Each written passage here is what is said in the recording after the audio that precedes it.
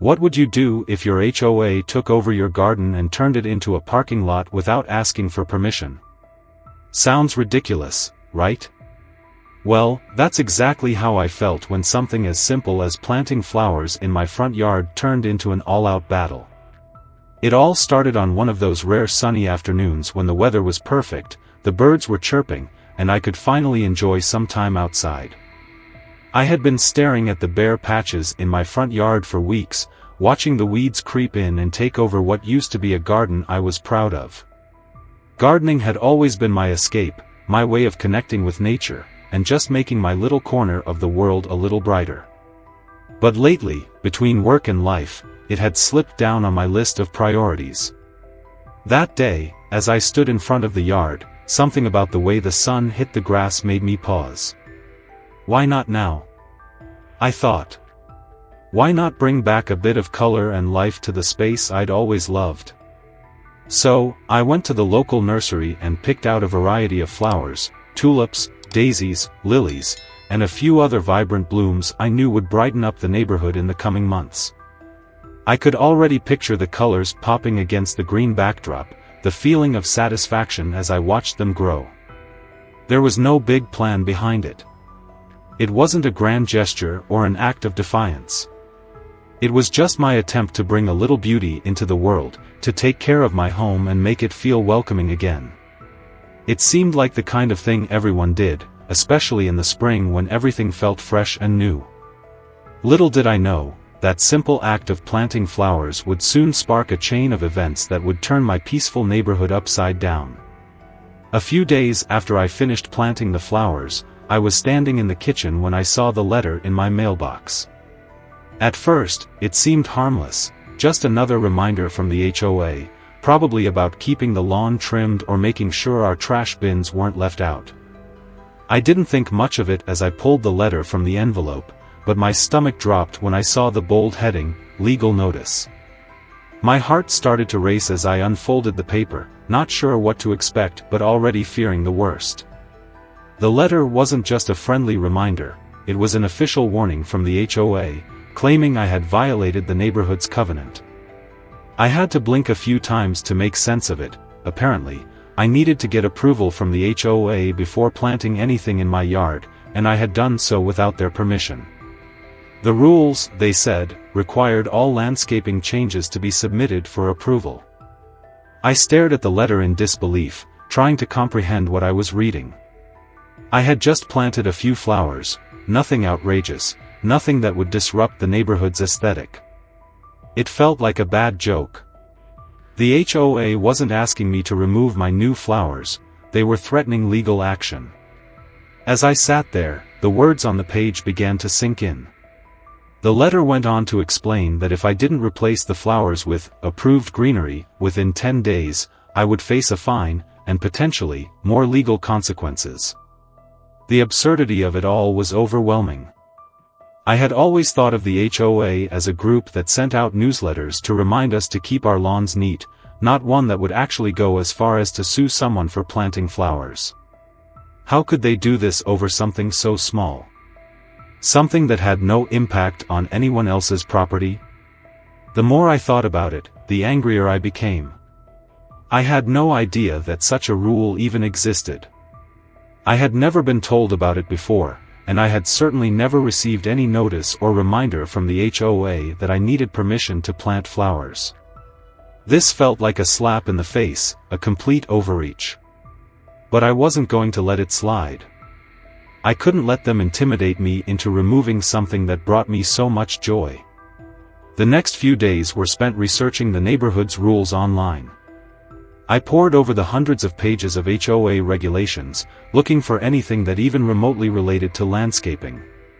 Most of it seemed reasonable, things like trimming hedges and ensuring fences were well maintained, but this rule about needing approval for flowers seemed so out of place. It was as if they were trying to control every little detail of our lives. Who were they to tell me what I could or couldn't plant in my own yard? I wasn't about to let this go. I had always been a rule follower, but this was different. This wasn't about keeping the neighborhood tidy or following guidelines that made sense, it was about controlling something as personal as my garden. As I sat there, staring at the letter again, I realized that the more I thought about it, the angrier I got. This wasn't just about flowers anymore.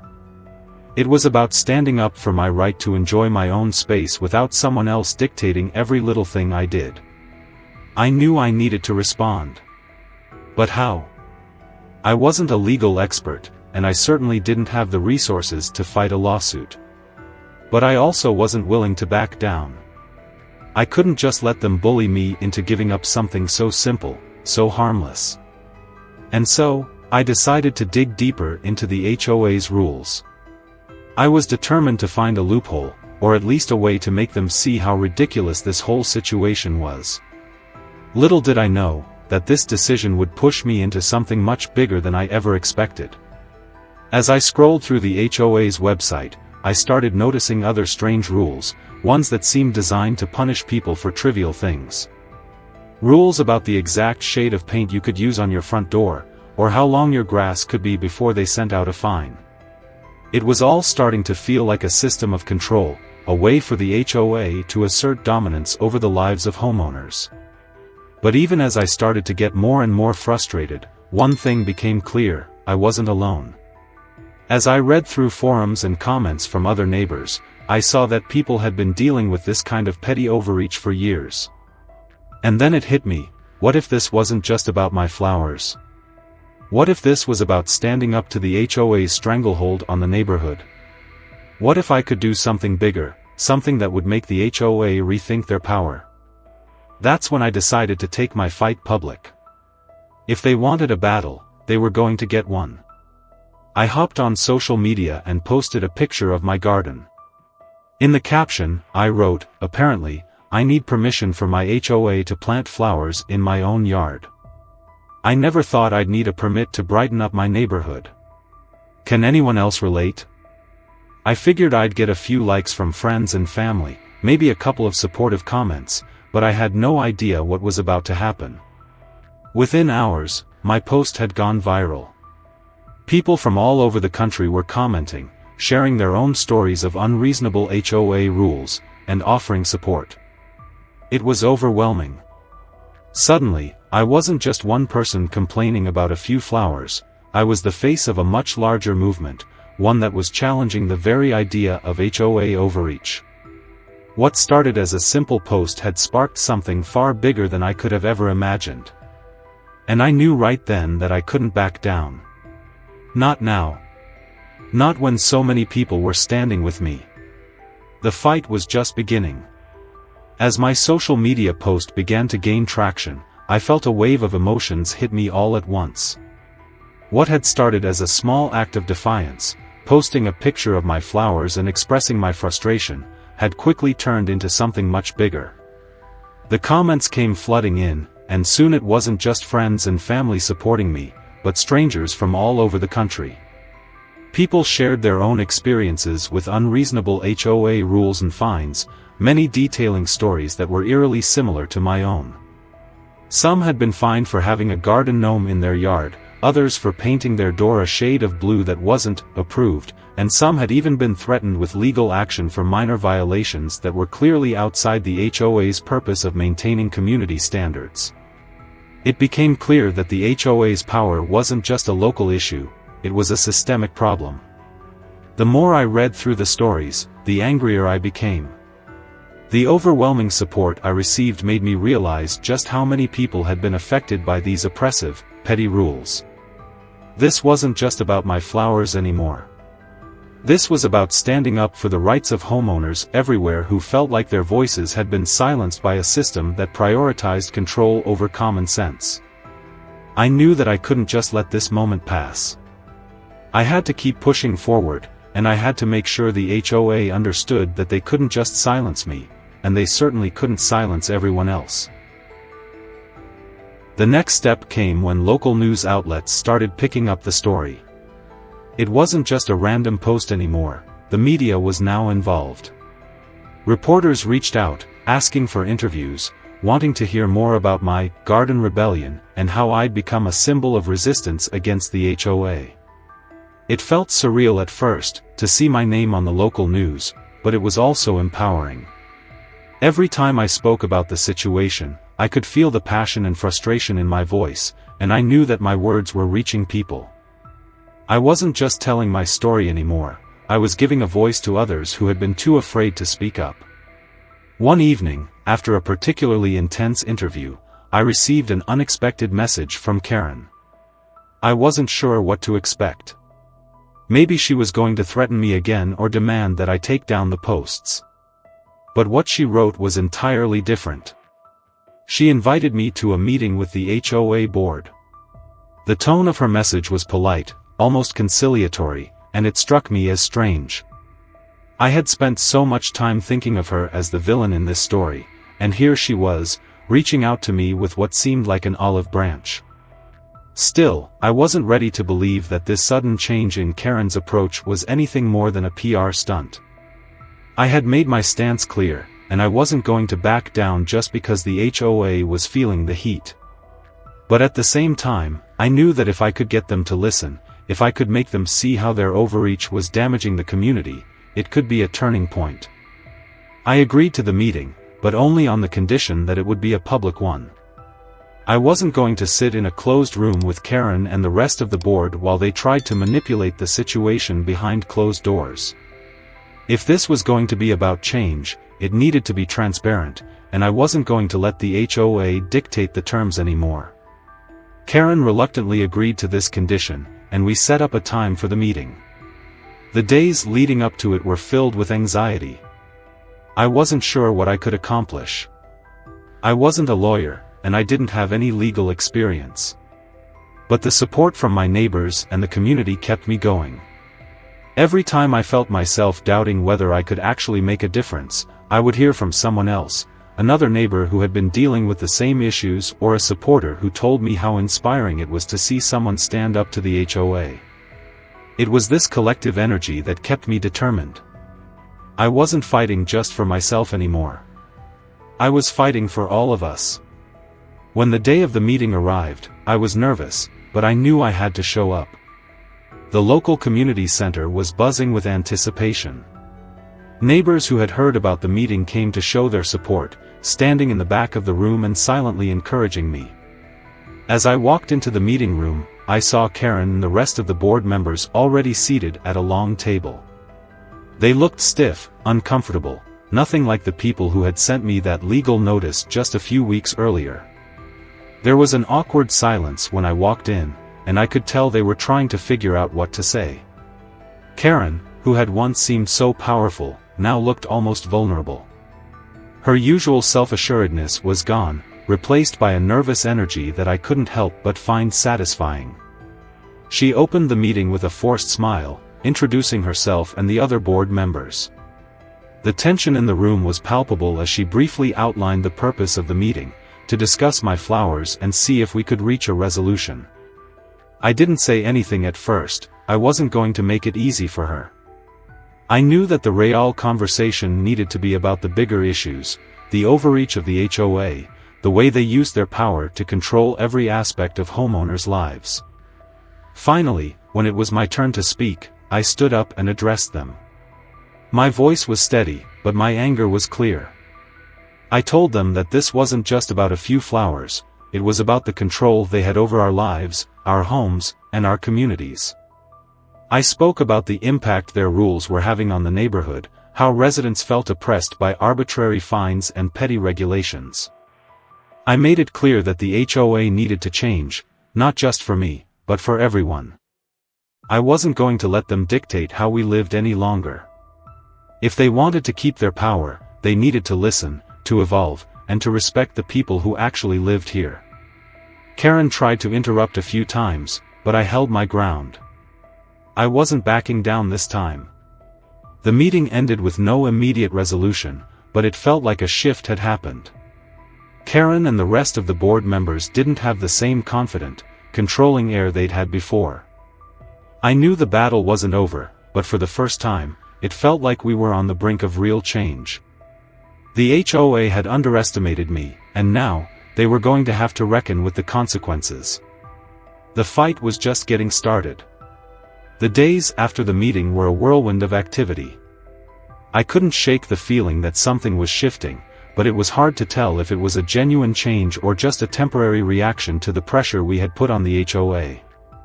Karen's invitation to meet hadn't changed my view of her, but the fact that she had been forced to address the issue in front of the community spoke volumes. She had been caught in a web of her own making, and I was determined to make sure she couldn't wriggle out of it. In the following weeks, the media coverage continued to grow. My story was no longer just a local one, it was making waves. News outlets from across the country were reporting on the situation, and it seemed like every interview I did, every article written, was only adding fuel to the fire.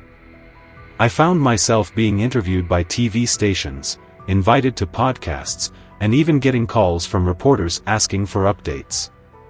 At first, it felt surreal to be the center of attention, but the more I talked, the more I realized just how much this issue resonated with people. It wasn't just about a garden anymore. It was about a culture of control that had seeped into our communities, and people were fed up.